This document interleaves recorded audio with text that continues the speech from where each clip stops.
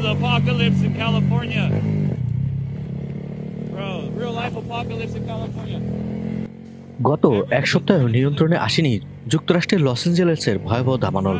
বরং বাতাসের গতিবেগ বাড়তে থাকায় আগুন আরও ছড়িয়ে পড়ার আশঙ্কা তৈরি হয়েছে। এ অবস্থায় প্রাণ বাঁচাতে বাড়িঘর ও ব্যবসা প্রতিষ্ঠান ছেড়ে পালাচ্ছেন আক্রান্ত এলাকার বাসিন্দারা।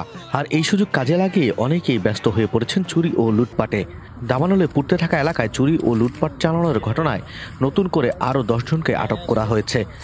এর মধ্যে 3 জন ব্যক্তির বিরুদ্ধে $2 লাখ বেশি অঙ্কের মালামাল লুটের অভিযোগ রয়েছে বলে জানিয়েছে loss অ্যাঞ্জেলেসের district attorney Nathan হোচম্যান।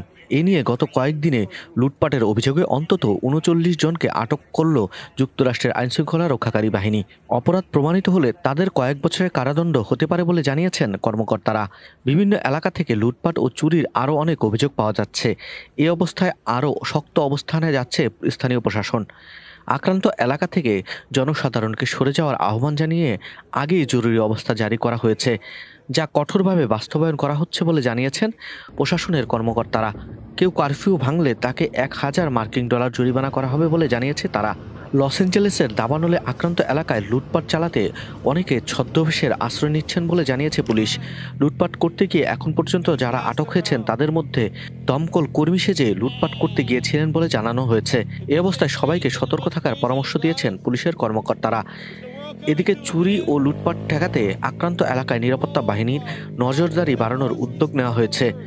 Loss অ্যাঞ্জেলেসের কাউন্টি শেরিফ রবার্ট লুনা এক সংবাদ সম্মেলনে বলেছেন যে তিনি ন্যাশনাল গার্ডের আরও সদস্য চেয়েছেন। গেভিন নিউসন এর আগে 1000 অতিরিক্ত ন্যাশনাল গার্ড সদস্য মোতায়েনের ঘোষণা দিয়েছিলেন।